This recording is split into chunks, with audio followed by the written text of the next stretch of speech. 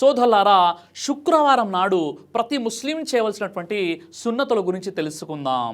ఖురాను గ్రంథంలోని సూరే జుమా అనేటటువంటి ఒక అధ్యాయాన్నే దైవం అవతరింపజేశాడు. సూరే జుమా సూర నెంబర్ 62 ఆయత నంబర్ 9లో, విశ్వాసులారా, శుక్రవారం నాడు నమాజు కొరకై అజాన్ ఇవ్వబడినప్పుడు మీరు అల్లా ధ్యానం వైపునకు పరుగెత్తండి, క్రయ విక్రయాలను వదిలిపెట్టండి.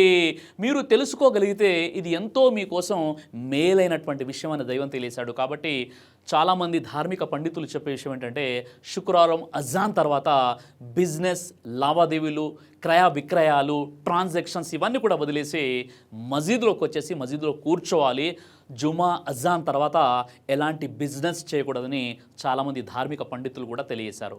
అయితే శుక్రవారం రోజు ప్రతి ముస్లిం చేయవలసినటువంటి పనులు ఎన్ని అంటే, అవి ముఖ్యంగా 15 సున్నతులు ఉన్నాయి. తప్పనిసరిగా ఈ 15 పద్ధతుల్ని ప్రతి ముస్లిం పాటించాలి. అబూ దావుద్ హదీస్ నంబర్ 345 సహీ హదీస్ ప్రకారంగా శుక్రవారం తల స్నానం చేయాలి. ఇబ్నే ఖుజైమా హదీస్ నంబర్ 1762 హసన్ ప్రకారంగా ఉత్తమమైన మంచి దుస్తులు ధరించాలి శుక్రవారం రోజు. సహీ బుఖారీ హదీస్ నంబర్ 883 ప్రకారంగా శుక్రవారం రోజు సుగంధ ద్రవ్యాలను పూసుకోవాలి. ఇబ్నే ఖుజైమా హదీస్ నంబర్ 1762 హసన్ ప్రకారంగా శుక్రవారం రోజు మిస్వాక్ చేసుకోవాలి. అబూ దావుద్ హదీస్ నంబర్ 345 సహీ ప్రకారంగా వాహనాన్ని ఉపయోగించకుండా ఖాళీ నడకన మసీదుకు వెళ్ళడం మంచిది మరియు ఉత్తమం శుక్రవారం రోజు. అబూ దావుద్ హదీస్ నంబర్ 345 సహీ ప్రకారంగా శుక్రవారం రోజు మసీద్కి త్వరగా వెళ్ళే ప్రయత్నం చేయాలి. సహీ ముస్లిం హదీస్ నంబర్ 875 ప్రకారంగా తహియతుల్ మసీద్ నమాజ్ చదవాలి. సహీ బుఖారీ హదీస్ నంబర్ 883 జుమా నమాజ్ కంటే ముందు వీలైనంత ఎక్కువగా నఫీల్ నమాజులు చదువుకోవాలి. అబూ దావుద్ హదీస్ నంబర్ 345 సహీ ప్రకారంగా శుక్రవారం రోజు ప్రసంగం వినడానికి ఇమాం గారికి దగ్గరగా కూర్చోవాలి. అబూ దావుద్ హదీస్ నంబర్ 345 సహీ ప్రకారంగా ఖుత్బాను చాలా శ్రద్ధగా వినాలి జుమా రోజు. అబూ దావుద్ హదీస్ నంబర్ 345 సహీ ప్రకారంగా శుక్రవారం రోజు మసీదులో వ్యర్థమైనటువంటి మాటలకు దూరంగా ఉండాలి.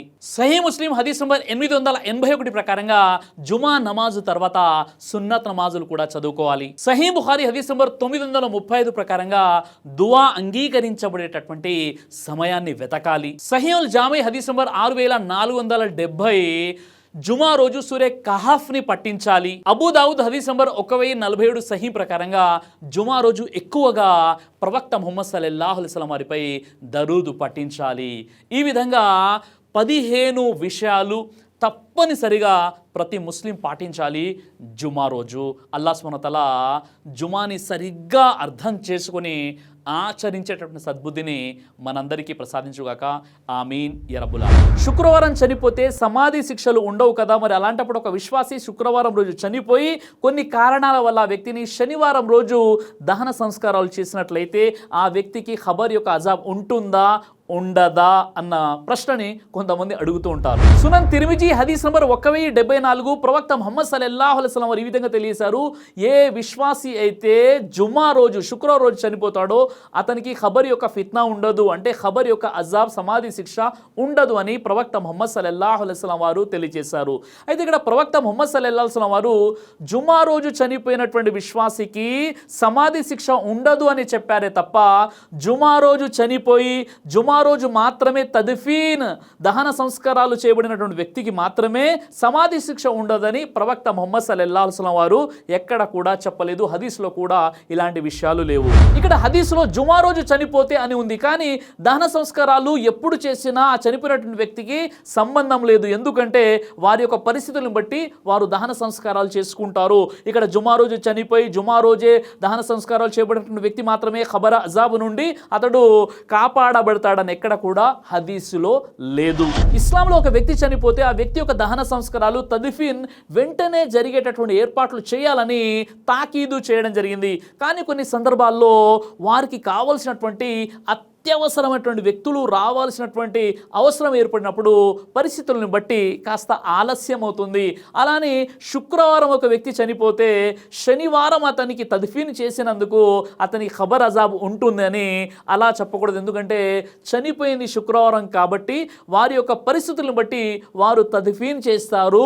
ఆ వ్యక్తి ఒకవేళ విశ్వాసి అయితే ఇన్షాల్లా ఆ వ్యక్తి ఖబర్ అజాబ్ అనేది ఉండదు. అయితే ఇక్కడ జుమా రోజు చనిపోయినటువంటి ఒక మంచి విశ్వాసి ఎవరైతే ఉంటాడో ఆ వ్యక్తికి ఖబర్ అజాబ్ ఉండదు. అంతవరకే మనం చెప్పాలి. కానీ ఖచ్చితంగా అతడు జన్నతి స్వర్గానికి వెళ్తాడు అని మనం చెప్పకూడదు. సహీ బుఖారీ హదీస్ నంబర్ 806 ప్రకారంగా తీర్పు దినం రోజు పెద్ద పెద్ద ప్రవక్తలే వణుకుతూ ఉంటారు.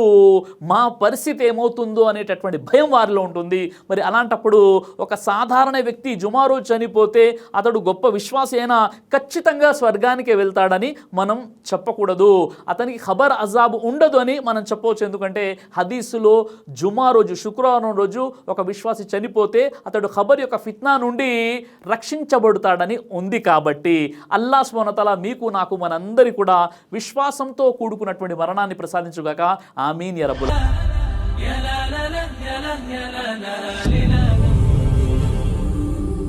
బ్రదర్ సిరాజ్ అని యూట్యూబ్ ఛానల్ని మీరు సబ్స్క్రైబ్ చేసినట్లయితే ఇన్షాల్లా దేవచిత్తం అయితే మీకు వీడియోస్ వస్తుంటాయి. అదేవిధంగా బ్రదర్ సిరాజ్ అనేటటువంటి ఫేస్బుక్ని కూడా లైక్ చేయడం వల్ల మీకు వీడియోస్ వస్తుంటాయి.